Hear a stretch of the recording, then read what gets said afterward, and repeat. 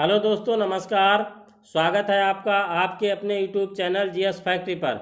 दोस्तों, आज मैं आप लोगों के समक्ष केंद्रीय शिक्षक पात्रता परीक्षा यानी कि सीटेट 2011 के प्राथमिक स्तर क्लास 1 to 5 के पेपर को लेकर के आपके समक्ष उपस्थित हुआ हूं। आशा करता हूं वीडियो हेल्पफुल होगा। अगर वीडियो पसंद आए तो वीडियो को लाइक, शेयर तथा चैनल को सब्सक्राइब अवश्य करें। तो चलिए शुरू करते हैं आज का ये वीडियो।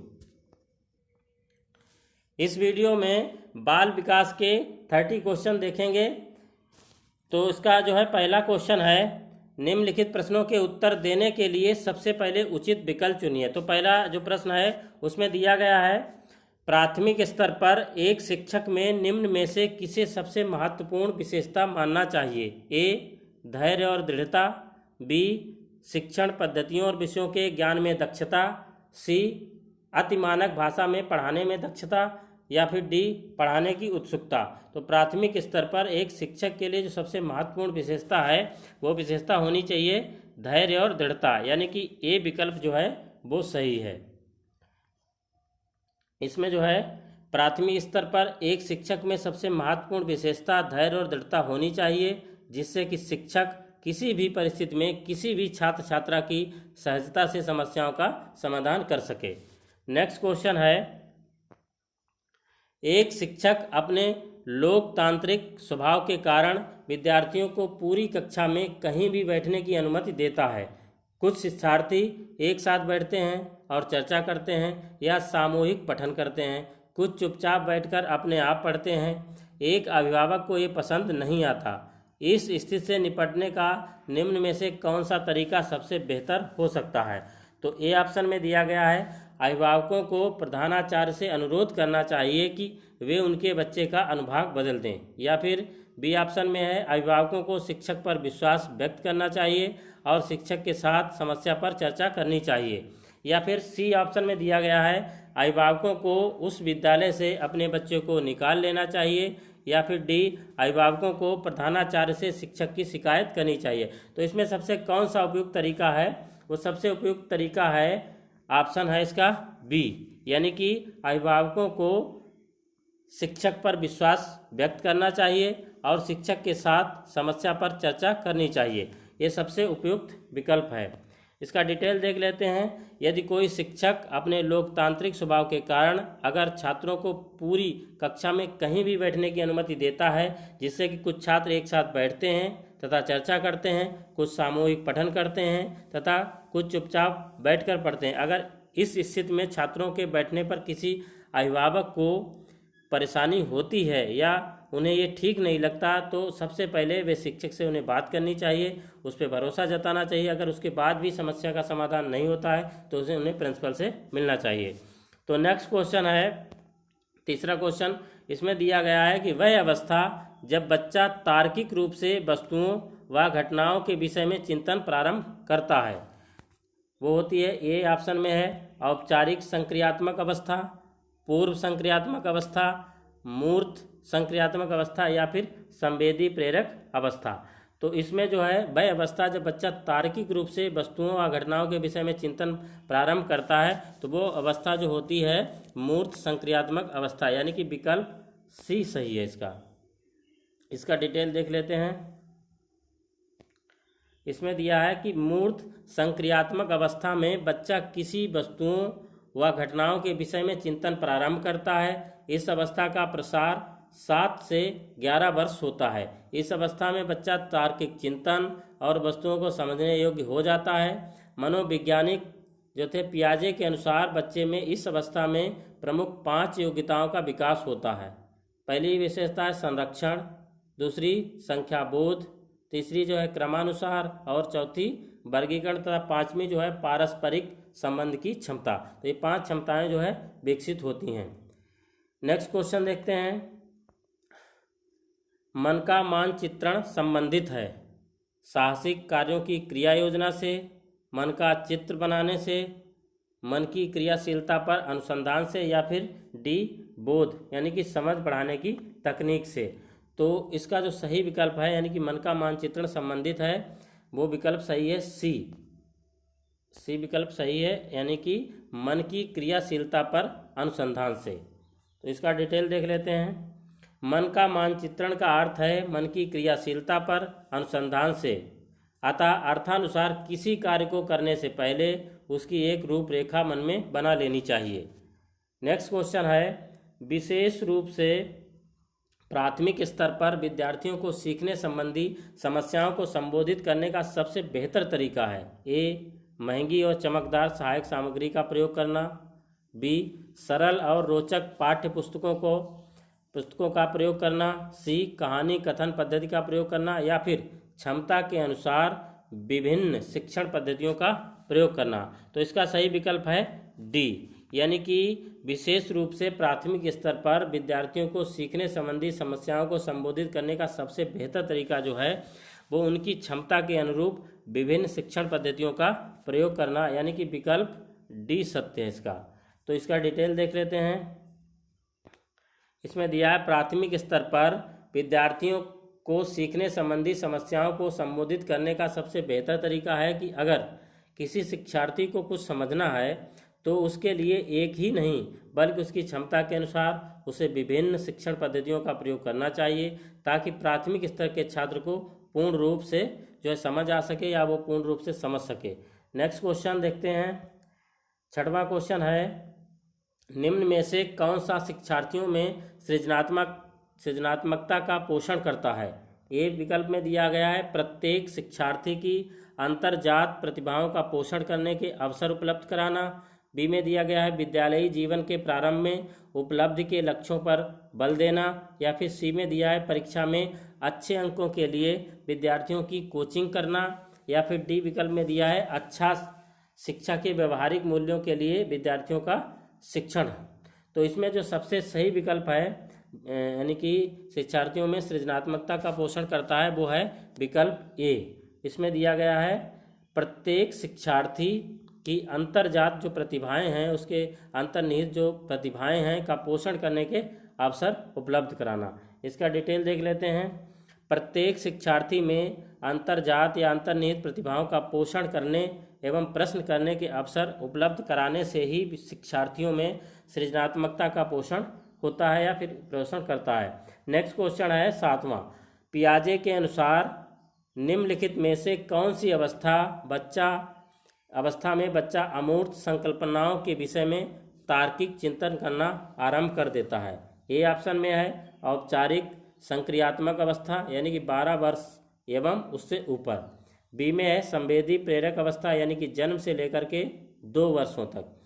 सी में दिया है, पूर्व संक्रियात्मक अवस्था, यानी कि 2 वर्ष से लेकर के 7 वर्ष तक। या फिर डी में मूर्त संक्रियात्मक अवस्था, 7 वर्ष से लेकर के 11 वर्ष तक।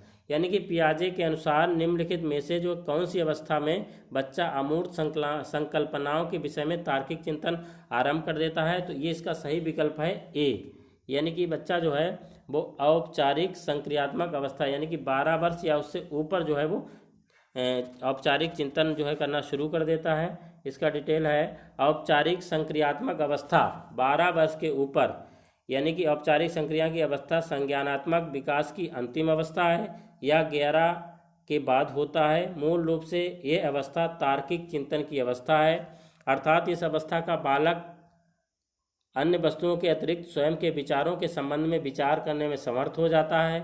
बालक उद्दीपकों की अनुपस्थिति में भी उनकी विशेषताओं, उपयोगिताओं एवं अन्य बिंदुओं के बारे में सोच सकता है। बालक के विचार परिपक्व हो जाते हैं।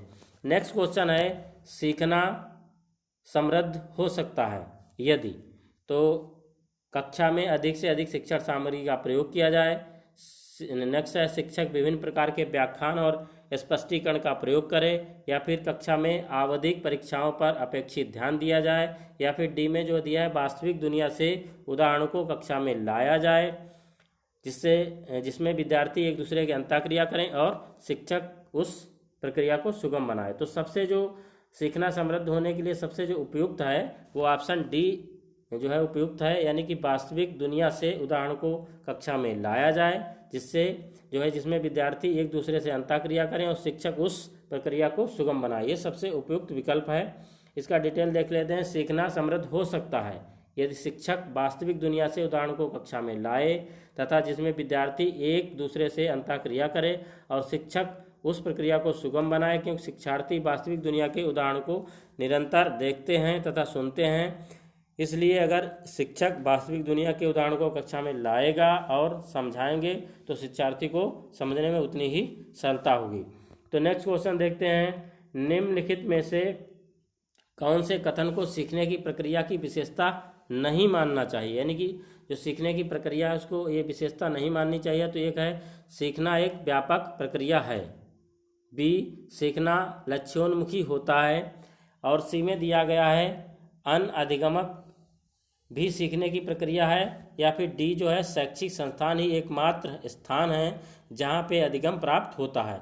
तो इसमें जो सीखने की प्रक्रिया की विशेषता क्या नहीं है, तो इसका विकल्प डी सही है, यानी कि शैक्षिक संस्थान ही एकमात्र स्थान है जहाँ पे अधिगम होता है, ऐसा बिल्कुल भी सही नहीं है, सीखने की प्रक्रिया की विशेषता नहीं है। नेक्स्ट क्वेश्चन देखते हैं,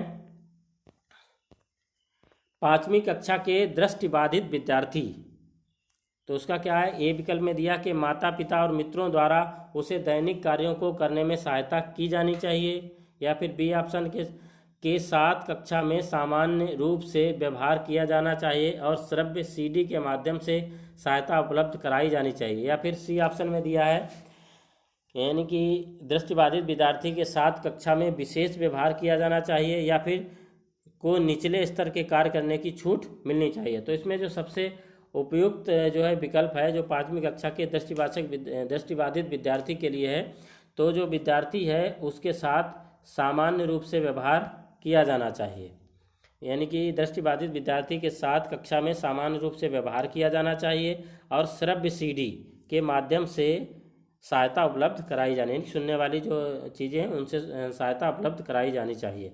नेक्स्ट क्वेश्चन दिया है कि 11, निम्न में से कौन सा बच्चे की सामाजिक मनोवैज्ञानिक आवश्यकताओं के साथ संबंध नहीं है, तो ये संवेगात्मक सुरक्षा की आवश्यकता, बी शरीर में अवशिष्ट पदार्थों का नियमित रूप से बाहर निकलना, या फिर सी सानिध्य संगत की आवश्यकता, या फिर डी जो है सामाजिक अनुमोदन अथवा सराहना की आवश्यकता। तो इसमें जो सबसे सही विकल्प है यानी कि बच्चे की सामाजिक मनोवैज्ञानिक आवश्यकताओं के साथ संबंध नहीं है, तो वो है ऑप्शन बी, यानी कि शरीर में अवशिष्ट पदार्थों का नियमित रूप से बाहर निकलना, ये वाला सही विकल्प है। नेक्स्ट क्वेश्चन है, वह कौन सा स्थान है जहां बच्चे के संज्ञानात्मक विकास को सबसे बेहतर तरीके से परिभाषित किया जा सकता है, ए विद्यालय एवं कक्षा पर्यावरण, बी सभागार, या फिर सी घर, या फिर डी खेल का मैदान।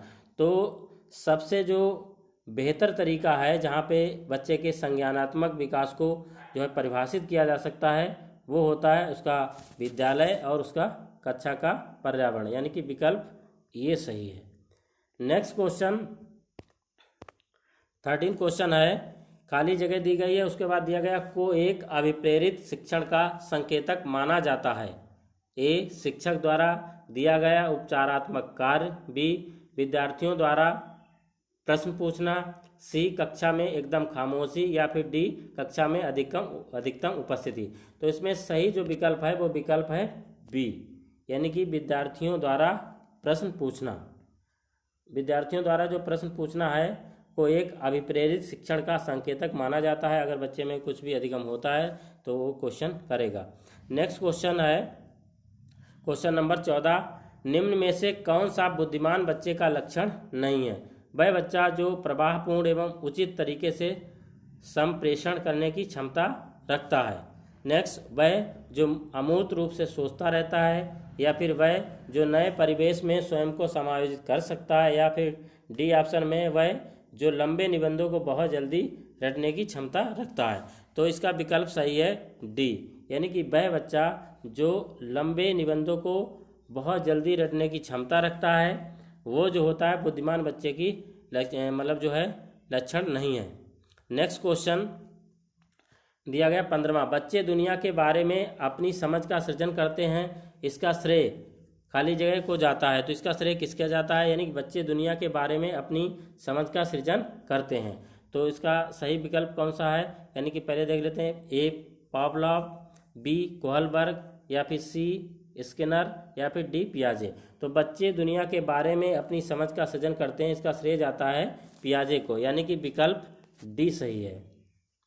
नेक्स्ट क्वेश्चन, कृतिका अक्सर घर में ज़्यादा बात नहीं करती, लेकिन विद्यालय में वो काफ़ी बात करती है। ये दर्शाता है कि शिक्षकों की मांग होती है कि बच्चे विद्यालय में खूब बात करें, या फिर कृतिका को अपना घर बिल्कुल पसंद नहीं है, या फिर उसके विचारों को विद्यालय में मान्यता मिलती है, या विद्यालय हर समय बच्चों को खूब बात करने का अवसर देता है। तो इसका सही विकल्प है, यानी कि विद्यालय में जो है उसके विचारों को जो है मान्यता मिलती है, यानी कि विकल्प सी सही है। नेक्स्ट क्वेश्चन, 17वां क्वेश्चन है, एक शिक्षक को अपने विद्यार्थियों की क्षमताओं को समझने का प्रयास करना चाहिए। निम्नलिखित में से कौन सा क्षेत्र इस उद्देश्य के साथ संबंध है? ए सामाजिक दर्शन, बी मीडिया मनोविज्ञान, या फिर सी शिक्षा मनोविज्ञान, या फिर डी जो है शिक्षा समाजशास्त्र। तो एक शिक्षक को अपने विद्यार्थियों की क्षमताओं समझने का प्रयास करना चाहिए। तो इससे सबसे जो क्षेत्र सही है उसका वो क्षेत्र सही है शिक्षा मनोविज्ञान, यानी कि विकल्प सी इसका सत्य है। शिक्षा मनोविज्ञान से जो है वो इस फील्ड का सारी जानकारी समझ लेगा। नेक्स्ट क्वेश्चन है, 18वां, सीखने की प्रक्रिया में अभिप्रेरणा पिछले सीखे हुए को नए अधिगम से अलग करती है, या फिर शिक्षार्थियों को एक दिशा में सोचने के योग्य बनाती है, या शिक्षार्थियों में सीखने के प्रति रुचि का विकास करती है, या फिर शिक्षार्थियों की स्मरण शक्ति को पैना बनाती है। तो सीखने की प्रक्रिया में जो अभिप्रेरणा है वो शिक्षार्थियों में सीखने के प्रति रुचि का विकास करती है, यानी कि विकल्प जो है वो इसका सी सही है। नेक्स्ट क्वेश्चन, 19वां, शिक्षा के क्षेत्र में पाठचर्या शब्दावली खाली जगह दिया गया, उसके बाद की ओर संकेत करती है। तो किसकी ओर संकेत करती है शब्दावली? विद्यालय का संपूर्ण कार्यक्रम जिसमें विद्यार्थी प्रतिदिन अनुभव करते हैं। नेक्स्ट, मूल्यांकन प्रक्रिया, या फिर कक्षा में प्रयुक्त की जाने वाली पाठ्य सामग्री, या शिक्षण पद्धति एवं पढ़ाई जाने वाली विषय वस्तु। यानी कि शिक्षा के क्षेत्र में पाठचर्या शब्दावली जो है वो जो है विद्यालय का संपूर्ण कार्यक्रम जिसमें विद्यार्थी प्रतिदिन अनुभव करता है की ओर संकेत करती है, यानी कि विकल्प ए सही है इसका। नेक्स्ट क्वेश्चन, निचली कक्षाओं में शिक्षण की खेल पद्धति मूल रूप से आधारित है शिक्षण पद्धति के सिद्धांतों पर, विकास एवं वृद्धि के मनोविज्ञान सिद्धांतों पर, शिक्षण के समाजशास्त्रीय सिद्धांतों पर, या फिर शारीरिक शिक्षा कार्यक्रमों के सिद्धांत पर। तो प्रश्न नंबर 20 का जो सही विकल्प है वो विकल्प सही है बी, यानी कि विकास एवं वृद्धि के मनोवैज्ञानिक सिद्धांतों पर। यानी कि निचली कक्षाओं में शिक्षण की खेल पद्धति मूल रूप से आधारित है विकास एवं वृद्धि के मनोवैज्ञानिक सिद्धांतों पर। नेक्स्ट क्वेश्चन, एक बच्चा अतीत की समान परिस्थितियों में की गई अनुक्रियाओं के आधार पर नई स्थिति के प्रति अनुक्रिया करता है। तो ये किससे संबंधित है? तो ये कथन किससे संबंधित है? ये सीखने का प्रभाव नियम पे, या फिर सीखने की प्रक्रिया का अभिवृत्त नियम, या फिर सीखने का तत्परता का नियम, या फिर सीखने का सादृश्यता नियम। तो इसका सही विकल्प है डी, यानी कि एक बच्चा अतीत की समान परिस्थिति में की गई अनुक्रियाओं के आधार पर नई स्थिति के प्रति अनुक्रिया करता है। तो ये संबंधित है सीखने की सादृश्यता का नियम से। नेक्स्ट क्वेश्चन है, प्रतिभाशाली होने का संकेत नहीं है दूसरों के साथ झगड़ना, अभिव्यक्ति में नवीनता, या फिर सी जिज्ञासा, या फिर सृजनात्मक विकार। तो प्रतिभाशाली जो बच्चे होते हैं यानी कि उनमें जो है दूसरों के साथ झगड़ना ये जो है संकेत नहीं है, यानी कि विकल्प ये सही है। जो दूसरों के साथ झगड़ना प्रतिभाशाली होने का संकेत नहीं है। नेक्स्ट क्वेश्चन, विशेष आवश्यकता वाले बच्चों को शिक्षा उपलब्ध कराई जानी चाहिए। ए विशेष विद्यालयों में विशेष बच्चों के लिए विकसित पद्धतियों द्वारा, या फिर विशेष विद्यालयों में, या विशेष विद्यालयों में शिक्षकों द्वारा, या अन्य सामान्य बच्चों के साथ। तो विशेष आवश्यकता वाले जो बच्चे हैं उनको भी अन्य सामान्य बच्चों के साथ शिक्षा उपलब्ध कराई जानी चाहिए, यानी कि विकल्प डी सत्य है इसका, यानी अन्य सामान्य बच्चों के साथ। क्योंकि उनको भी अगर अन्य बच्चों के सामान्य बच्चों के साथ नहीं बैठाएंगे तो उनको अलग फील होगा, उन्हें लगेगा कि हम समाज के मुख्य धारा में नहीं है या फिर हम दूसरे से कमतर हैं, इसलिए हमको अलग पढ़ाया जाता है। नेक्स्ट क्वेश्चन है, आकलन को उपयोगी और रोचक प्रक्रिया बनाने के लिए खाली जगह के प्रति सचेत होना चाहिए। तो ये विद्यार्थियों को बुद्धिमान या औसत विद्यार्थी की उपाधि देना। अगला, शैक्षिक और सह शैक्षिक क्षेत्रों में विद्यार्थी के सीखने के बारे में जानकारी प्राप्त करने के लिए विविध तरीकों को प्रयोग करना, या फिर जो है प्रतिपुष्टि यानी कि फीडबैक देने के लिए तकनीकी भाषा का प्रयोग करना, या फिर अलग अलग विद्यार्थियों में तुलना करना। तो आकलन को उपयोगी और रोचक प्रक्रिया बनाने के लिए जो है वो शैक्षिक और सह शैक्षिक क्षेत्रों में विद्यार्थी के सीखने के बारे में जानकारी प्राप्त करने के लिए विविध तरीकों को प्रयोग करने के प्रति सचेत होना चाहिए, यानी कि विकल्प बी सही है इसका। नेक्स्ट क्वेश्चन यानी 25, डिसलेक्सिया किससे संबंधित है? ए, गणितीय विकास, बी, पठन विकार, सी, व्यवहार संबंधी विकास, या फिर डी, मानसिक विकास। तो डिसलेक्सिया जो है वो पठन विकार से संबंधित है, यानी कि विकल्प बी सत्य है। नेक्स्ट क्वेश्चन, बच्चों की सीखने की प्रक्रिया में माता पिता को भूमिका निभानी चाहिए। अग्रोन्मुखी, सहानुभूतिपूर्ण, या तटस्थ, या फिर नकारात्मक। तो बच्चों की सीखने की प्रक्रिया में माता पिता को जो है वो अग्रोन्मुखी भूमिका निभानी चाहिए, यानी कि उन्हें बढ़ चढ़ करके जो है उनको समझाना चाहिए, बच्चों को बताना चाहिए। नेक्स्ट क्वेश्चन, विकास कभी न समाप्त होने वाली प्रक्रिया है, ये विचार किससे संबंधित है? निरंतरता का सिद्धांत, एकीकरण का सिद्धांत, अंतःक्रिया का सिद्धांत, या फिर अंतः संबंध का सिद्धांत। तो जो विकास कभी ना समाप्त होने वाली प्रक्रिया है मतलब निरंतर चलने वाली प्रक्रिया है या निरंतरता का सिद्धांत है, तो यानी कि विकल्प ए सत्य है इसका। नेक्स्ट क्वेश्चन है, सीखने के अंतर्दृष्टि सिद्धांत को किसने बढ़ावा दिया? ए, पावलोव ने, बी, जीन पियाजे ने, या फिर सी, वाइगोत्स्की ने, या फिर डी, गेस्टाल्ट सिद्धांतवादी ने। तो सीखने के अंतर्दृष्टि सिद्धांत को जो बढ़ावा दिया था वो बढ़ावा दिया था गेस्टाल्ट सिद्धांतवादी ने, यानी कि विकल्प डी सही है। नेक्स्ट क्वेश्चन है, निम्नलिखित में से किस अवस्था में बच्चे अपने समवयस्क समूह के सक्रिय सदस्य हो जाते हैं? ए, प्रौढ़ावस्था में, बी, पूर्व बाल्यावस्था में, या फिर सी, बाल्यावस्था में, या फिर डी, किशोरावस्था में। तो निम्नलिखित में से जो अवस्था है वो किशोरावस्था में बच्चे अपने समवयस्क समूह के सक्रिय सदस्य हो जाते हैं, अपने दोस्तों को बनाने लगते हैं, यानी कि विकल्प डी सही है। नेक्स्ट क्वेश्चन है, नेक्स्ट और लास्ट क्वेश्चन है 30वां, बच्चों के बौद्धिक विकास की 4 विशिष्ट अवस्थाओं की पहचान की गई है। एरिकसन द्वारा, स्किनर द्वारा, या फिर पियाजे द्वारा, या फिर कोहलबर्ग के द्वारा। तो बच्चों के बौद्धिक विकास की जो 4 विशिष्ट अवस्थाएं हैं उनकी पहचान की गई थी पियाजे द्वारा, यानी कि विकल्प सी सही है। यानी कि पियाजे के बौद्धिक विकास की 4 विशिष्ट अवस्थाओं की पहचान पियाजे द्वारा की गई थी। पहली है संवेदी गामक काल, जो 0 से लेकर के 2 वर्ष तक रहता है। बी, पूर्व संक्रिया काल, यानी कि दूसरा पूर्व संक्रिया काल है जो 2 वर्ष से लेकर के 7 वर्ष तक। और फिर है मूर्त संक्रिया काल, ये 7 वर्ष से जो है 12 वर्ष तक। और फिर उसके बाद लास्ट जो चौथा है वो औपचारिक संक्रिया काल, ये 12 से 18 वर्ष तक रहता है। तो दोस्तों आज के वीडियो में बस इतना ही। नेक्स्ट वीडियो बहुत जल्द लेकर के आपके समक्ष उपस्थित होऊंगा। अगर वीडियो पसंद आया हो तो वीडियो को लाइक, शेयर, और चैनल को अगर आपने अभी तक सब्सक्राइब नहीं किया तो ज़रूर सब्सक्राइब करें, और ज़्यादा से ज़्यादा अपने दोस्तों से भी सब्सक्राइब कराएं। बहुत बहुत धन्यवाद।